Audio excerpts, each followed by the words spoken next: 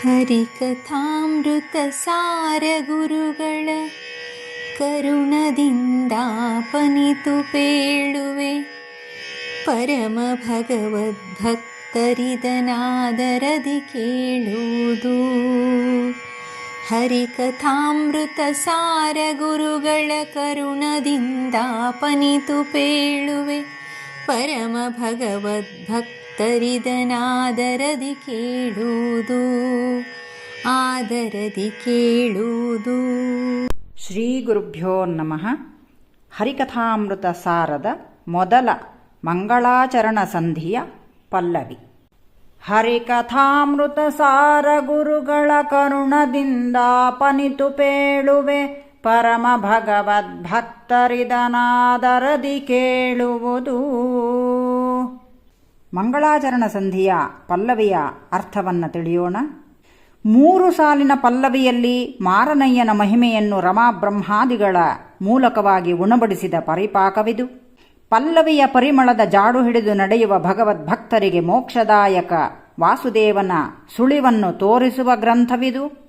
ಮೋಕ್ಷ ಮಾರ್ಗಕ್ಕೆ ಸೂಚಿಯಾದ ರಹಸ್ಯ ತತ್ವಗಳನ್ನೊಳಗೊಂಡು ಸಂಪುಟದಂತಿರುವ ಈ ಗ್ರಂಥವನ್ನು ಅನಾವರಣ ಮಾಡುವ ಕೀಲಿ ಹರಿ ಇದು. ಕಥಾ ಅಮೃತ ಸಾರ. ಇದರ ಸಂಕ್ಷಿಪ್ತ ಅರ್ಥವನ್ನು ಮೊದಲು ತಿಳಿಯೋಣ. ಹರಿ ಎಂದರೆ ಸರ್ವೋತ್ತಮನಾದ ಭಗವಂತ.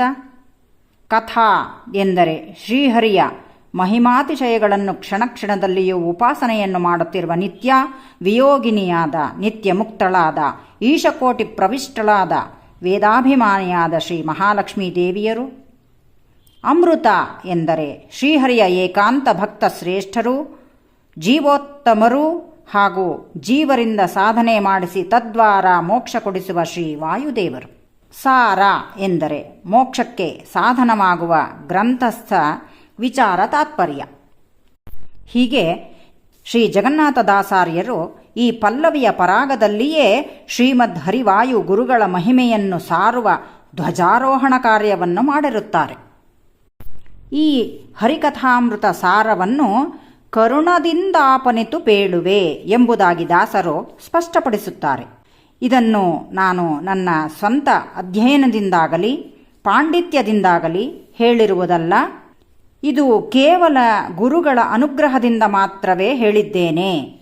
ಇದಕ್ಕೆ ಮುಖ್ಯ ಪ್ರೇರಣೆ ಗುರುಗಳ ಕಾರುಣ್ಯ ಮಾತ್ರ ಎಂದು ಹೇಳಿ, ಈ ಗ್ರಂಥವನ್ನು ಶ್ರವಣ ಮಾಡಲು ಯಾರು ಅರ್ಹರು, ಅಧಿಕಾರಿಗಳು ಯಾರು ಮತ್ತು ಹೇಗೆ ಶ್ರವಣ ಮಾಡಬೇಕು ಎಂಬ ವಿಷಯವನ್ನು ಸಹ ತಿಳಿಸುತ್ತಾರೆ.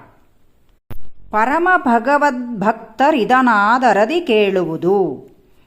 ಪರಮ ಭಗವದ್ಭಕ್ತರು ಎಂದರೆ ಪರಮ ಸಾತ್ವಿಕರು, ದೇವರು, ಧರ್ಮ ಹಾಗೂ ಶಾಸ್ತ್ರಗಳಲ್ಲಿ ವಿಶ್ವಾಸ ಇರುವವರು, ಯಾವ ಫಲಾಪೇಕ್ಷೆ ಇಲ್ಲದೆ ಪರಮಾತ್ಮನಲ್ಲಿ ಅವಿಚ್ಛಿನ್ನ ಭಕ್ತಿ ಮಾಡುವವರು. ಇದನ್ನು ಕೇಳಬೇಕೆಂದು ದಾಸರು ತಿಳಿಸುತ್ತಾರೆ. ಹಾಗೂ ಹೇಗೆ ಕೇಳಬೇಕು? ಆದರದಿ ಕೇಳುವುದು. ಶ್ರದ್ಧಾಭಕ್ತಿಯಿಂದ ವಿಶ್ವಾಸವಿಟ್ಟು ಕೇಳಬೇಕು.